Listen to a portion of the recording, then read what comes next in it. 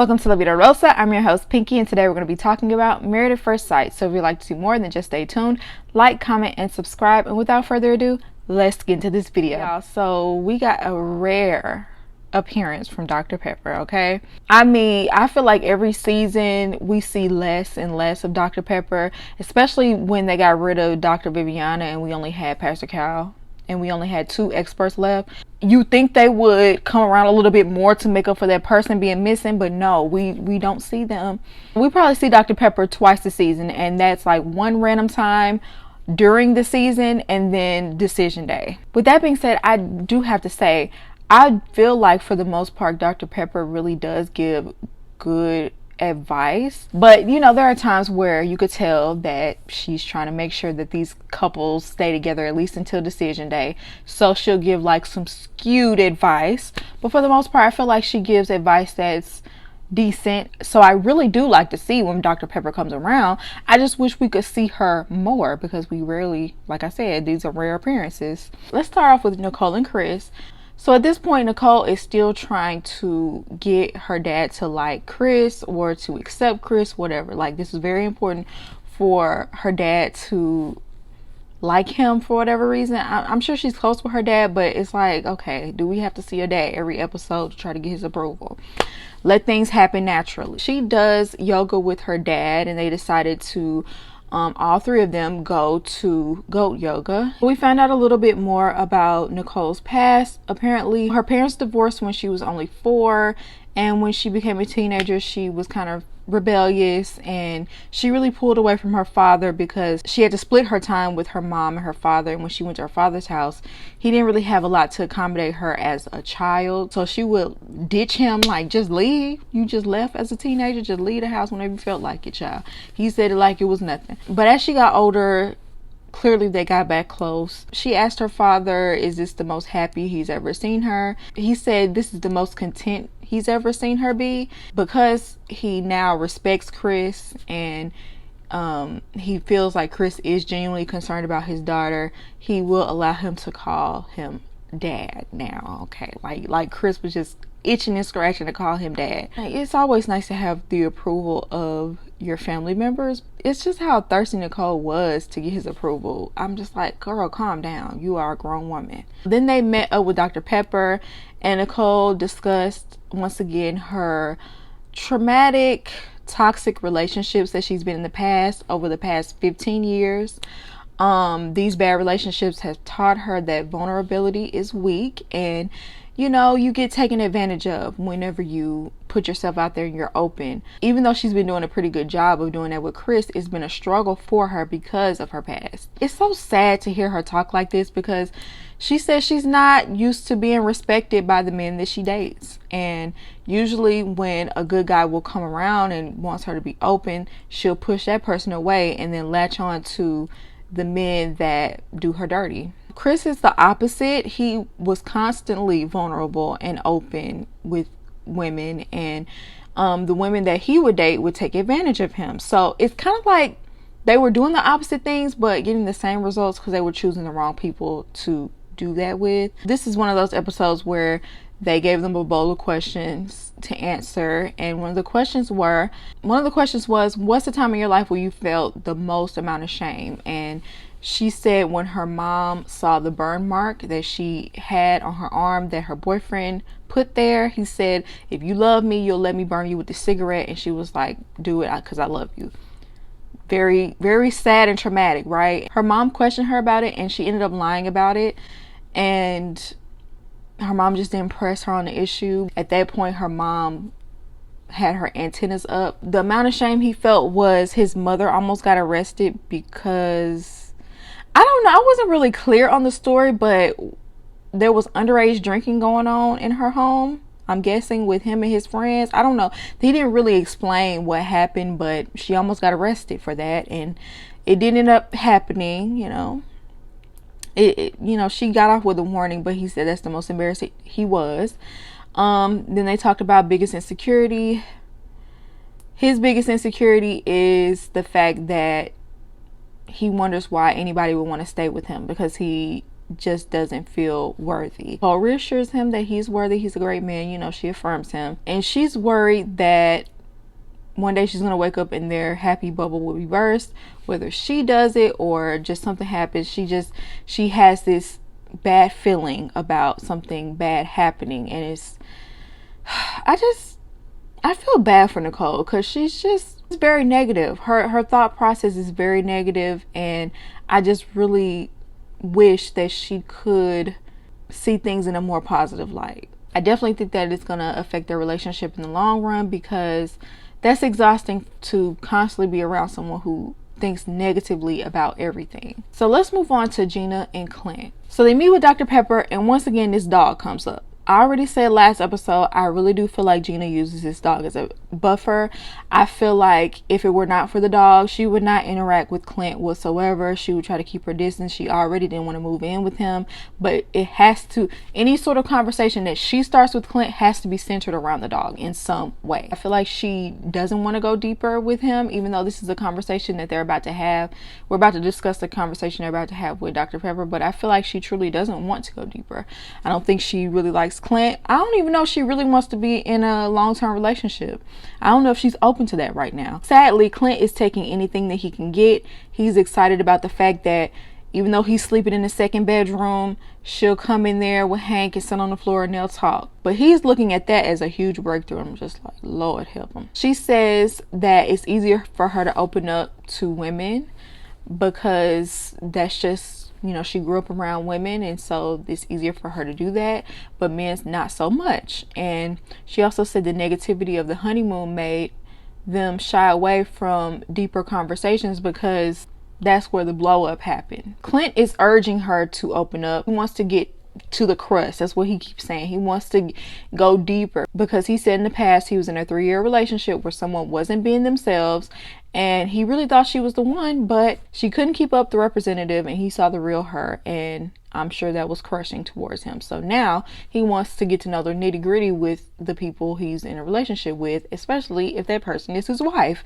So she said he's never asked her any deep-ended questions. She's not just gonna be open and pour her heart out.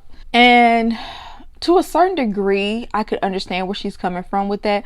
But if the man is constantly saying he wants to know more, you could ask him a deep-ended question and you say something back. You know what I'm saying? Like, there are ways, instead of just plopping down and saying, okay, I'm going to sit here and tell you my life story. There are ways to have that conversation without, you know, him having to always pull it out of you, because that's what it feels like. He's constantly, you know, trying to get to know you, but it seems like you don't want to get to know him at all. Dr. Pepper was like, tell him how you would like for him to do it then. And she was basically like, ask more specific questions. And he's like, well, why don't you set the precedent by asking me some questions? And, you know, she got a little passive aggressive, like, well, okay, I'll ask you questions. And I don't know, it's just clear that she doesn't care to get to know him at all. He says that he doesn't ask those specific questions because it doesn't feel organic. But it's like sometimes you have to get unorthodox because it's not happening naturally. So you have to step outside the box and try. But I don't blame him for not trying, because I still don't think she will open up. Under normal circumstances, yes, push yourself and ask those questions. But under these, I can see why he don't. It's very similar to Kristen and Shaq. It's like once you've been shot down so much, of course you're gonna have a hard time trying to get to know somebody, because the person set such a high guard. It's like, why even try? I feel like he's still trying to put in effort and has hope though. Later on, when they're doing the bowl of questions, she lets him know that she does avoid asking for help from people, and it's one of her toxic traits. She said that when she was younger, her mother was a single mom and she forced independence on her at an early age at like 7. So she often feels like a burden if she does have to ask for help. Another question, what's one thing you should probably let go from childhood? And she says the fear of rejection or abandonment, and that comes from her parents' divorce and her dad wasn't really around. Clint could relate because his dad wasn't really around, not because his parents weren't together, but because they didn't have a lot of money, and so the dad had to work a lot to provide, so he really didn't see his dad a lot through the week. They have things they can bond on, but y'all, it just falls flat every time. There's no chemistry whatsoever. And once again, I just really think that I really think that Gina is there to promote her business. She does not care about Clint whatsoever in any way, shape, or form, if you ask me. Jasmine and Eris. I'm exhausted. I'm so tired. Oh my goodness, I'm so tired. I personally feel like so is Jasmine. I feel like she is tired. And, you know, this situation has just taken so much from her. And she's just feeling beat down. And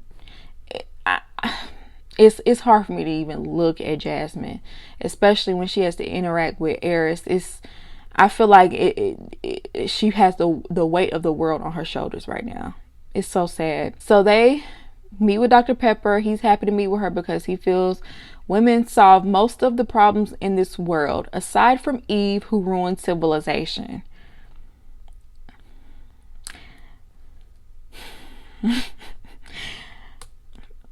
I don't know why, but he gives me Manosphere, Kevin Samuel's followers. That was so unnecessary. You could have just left it at, oh, women solve a lot of our society's issues. No, he had to put in there, but Eve ruined it, so that's why they need to do it, basically. Like, so they tell Dr. Pepper that they really haven't been progressing, and you know, she's been hurt by the fact that he's not attracted to her, and hoping that he will lead those conversations of, you know, getting to know each other. She does partially own the fact that she's a part of letting it get stagnant, and now she wants to be more proactive. I think she said all of that just because it sounded good. I'm gonna be honest. We didn't see any of that for the rest of this episode. I just feel like she's saying that because she doesn't want to give up necessarily, but she's done. She also told Dr. Pepper that she tells her mentees to speak up and be true to themselves, but she has not done that in this situation. She's been very passive and hasn't really spoke her mind, and we've seen that. We've wanted her to do that. She did reveal that in her childhood she had low self-esteem. She grew up in Nashville, I believe, and she moved away from her friends, and she felt like an outcast. It didn't help her self-esteem. In fact, it made it worse. And so when she moved back home, it helped to build it back up. And she just now got to a point where she does have self-confidence. You know, she worked so hard to build her self-esteem that she feels like it's regressing. Like, I'm not even wanted by my husband. Dr. Pepper asked her, well, have you ever thought that this might not be about you? Meaning all of this is within Eris. This is his issue. He has this block up. He has to work through whatever issues he has in order to be able to be in a long-term relationship. Eris has experienced a lot of loss in his life from people that he was close with. He lost his father at a young age. His best friend took his own life, and another one of his friends was hit by a drunk driver, and it made him afraid to be close with people. And I really feel like Eris needs real counseling for that, because it sounds like all of these losses happen early on in life, and he's almost 40. Like, it sounds like a lot of these losses happened 20 years ago and he's still reeling from them. And I'm not saying that you'll ever get over losing someone, especially in the way that he lost those people, but he has to have some sort of coping mechanism. Maybe he needs to grieve. I don't know, but if for that to be the reason why you can't open up to people, because it's not just Jasmine. He said that he's never been in love, and I feel like that's because he's closed off, because he doesn't want to get hurt. Dr. Pepper asked, did you do Married at First Sight to keep you from running? And he said yes, and he yearns for that two-parent household. He didn't have that. His father was snatched from him, so he wants to be a good dad. And Dr. Pepper said in order to have that, you have to get over this fear and not let yourself run or be closed off. And then she kind of put it on Jasmine too, like, well, you got your work cut out for you. And I was just like, Dr. Pepper, me, it's on me. His issues are on me. And I get it, in relationships there are issues you're gonna have to take on with your partner and fight together. I get it. But if the man don't want her, how's she gonna pick that up and help him? Jasmine then reveals that she lived a very sheltered life. She was very naive about relationship difficulties. Her parents never argued in front of her, so she doesn't really have that conflict resolution. And you know, it kind of made her a very non-confrontational person, and that makes plenty of sense because with Eris saying all the things that he does, she doesn't confront him about it. Even though she has an issue, you could tell like when she gets a look on her face when he says certain things, but she doesn't open up. And even if he asks her, she won't say anything. So that makes sense why she's so non-confrontational. To conclude their meeting, she has to start standing up for herself and he needs to be open and stop running. So then they have the bowl of questions. He asked her, "What do you need to feel safe and secure?" Didn't have no answer. Well, I don't know. Jasmine, speak up. Say what's on your mind. Then the question came up, what was the hardest thing you had to forgive? And Eris opened up and said he resented his friend that took his own life because of how it affected his parents and just how it affected him and his loved ones. He resented his friend for doing that. He thought it was a selfish thing that he did. But he said he finally got to the place where he forgave him and he's still close with his friend's mom to this day. And I have to give Eris credit. Like, he has been very open about some very traumatic things. He was getting really deep and very introspective, dare I say, like he was. And she wasn't really participating. Like, he was asking her questions. I feel that he was willing to listen, but I feel like she's just checked out. And you know, especially after last episode when they had their little anniversary dinner and he confessed to not giving his all, I think at that point she was done. Like, she's just going through the motions at this point. And she's non-confrontational, so she ain't gonna say that to him. But I feel like that's what happened.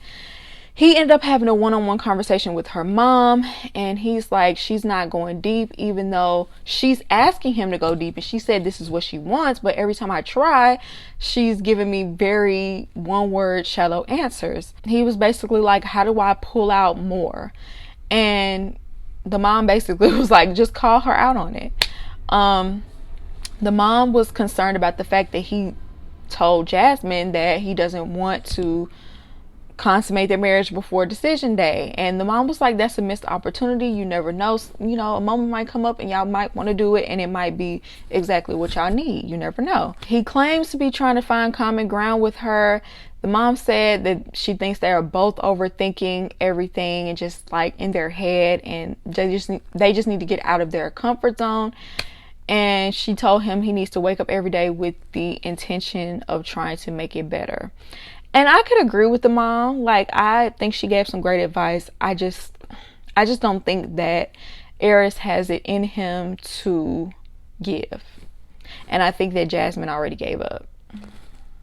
And I don't blame her.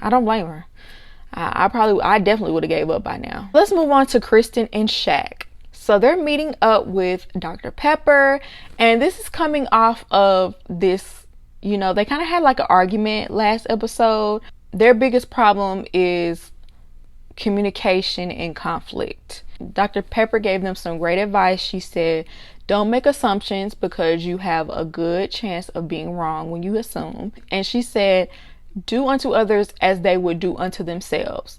Think, what will my partner need? Not what you want to give your partner, but what do you think your partner needs? And how will they receive what I am saying? And I feel like that's great advice when you're like talking with someone, because it's not always about how you communicate and your love language and what you need out of the situation. When you're in a relationship, you have to think about how they perceive you. And I feel like that's something good to keep in mind when you are communicating. Finally, we got Kirsten to open up a little bit with Dr. Pepper. She said that when her parents separated, it was very shameful to her and she became closed off during that time. And she was kind of like confused about what happened and why it happened. And because of her parents separating, she always had to handle her issues on her own. And she's started sweeping her feelings up under the rug and just not even talking about her feelings. I don't know if it's that or something deeper than that, but it had to be something major that happened in Kirsten's life, because she comes off as very closed off, like almost to the point where she just almost looks blank behind her eyes. Like something had to happen, because I was surprised that Dr. Pepper was able to pull that out of her. That's how stonewall she's been. And Dr. Pepper told her, you have to trust your partner will take care of you while your guard is down. But I have to add to that, you have to let your guard down. So then Dr. Pepper asked Shaquille, is there anything in your background that brought you shame? And he said he felt his mom was not as present as he would have liked her to be, because she was a working single mother and she wasn't able to be there as much. And, you know, he saw other people with perfect families and, you know, he felt inadequate. So when he turned 17, he reached out to his father, and, you know, he held a grudge against his father for a long time, but he eventually forgave him because he wanted a relationship with him. And he also had to forgive himself for setting expectations on his parents. That's very mature. And I wonder, has he been through counseling? Because to even realize that you have to forgive yourself for putting all of that on them and they were the parents, like, he's very self-aware. Like that's awesome. That's awesome. I would love to communicate with someone who's that self-aware. So then Dr. Pepper asked, how is their chemistry and intimacy increasing? We all know the story. She started by pushing him away, and now it's a complete 180, and she wants the kiss on the forehead before he leaves. She wants to spend time with him. And I personally feel like he wanted that in the beginning, but she pushed him away, set the boundaries, and because she pushed him away so much and for so long, he now feels resentful by her constant rejection. He blamed it on work stress, but I feel like it's resentment. So Kirsten kept going on and on about forehead kisses, and Dr. Pepper was like, you wanted about forehead kisses? How about some tongue? Okay, y'all married. Stop playing with me and forehead kisses. And she also got on Shaq, because you're drawing back and you keep pulling back, and to her that feels like rejection. And to that I say, it don't feel so good, does it? But anyway, look, Dr. Pepper said, let go of the past and give her your masculine, desirous self. And honestly, I have to agree, even though I do feel like Kirsten had her guard up for the longest, this is not the time to play tit for tat. And if she's open to it and you want to be in a relationship with her, don't keep punishing her and open up, and you never know what y'all be able to get out of this. You know what I'm saying? You might find exactly what you're looking for now that she's more open. He ended up asking her the question, what will keep you feeling safe and secure? And she said, for you to take the lead. And he was like, okay, don't get mad when I do. Okay. So the next thing we see is he planned a body painting party. She gets in her little two-piece outfit. He's taking the paint, he's painting all on her arms and all on her body and whatnot. Then he put out some whipped cream and some strawberries. He put the whipped cream in her mouth, he put the strawberry in his, and he kissed her with no questions asked. Okay, with tongue. Might I add. And I kind of can see why Kirsten thinks she's a bad kisser, and it's because she doesn't let go. Like, her eyes were open. Like, do not kiss and keep your eyes open. At least close them, okay? Close your eyes, okay? That's how you kiss. Don't nobody want to kiss you and you looking like that. I don't know, that seemed to do the trick, child, because after that she started body rolling and whatnot, and they was kissing each other and whatnot, and they went in a room and closed the door, and we heard more kissing, and y'all, it might have went down that night. Actually, from the previews, it definitely did. They definitely consummated their marriage, okay? She tried to act like, well, y'all would never know if we did or not. He told it. He let us know on the previews. And I'm not mad. Like, y'all are married. I feel like you're not giving it a fair shot if you don't consummate your marriage. So, yes, I'm happy for them that they made a little bit of progress. And hopefully, Kirsten will open up some more so that we don't have to keep going on this merry-go-round with them. But y'all let me know what y'all think down below. Do you agree with me? Do you not agree with me? I'd love to hear your opinion. And I hope you enjoyed this video, and I'll see you in my next one. Peace.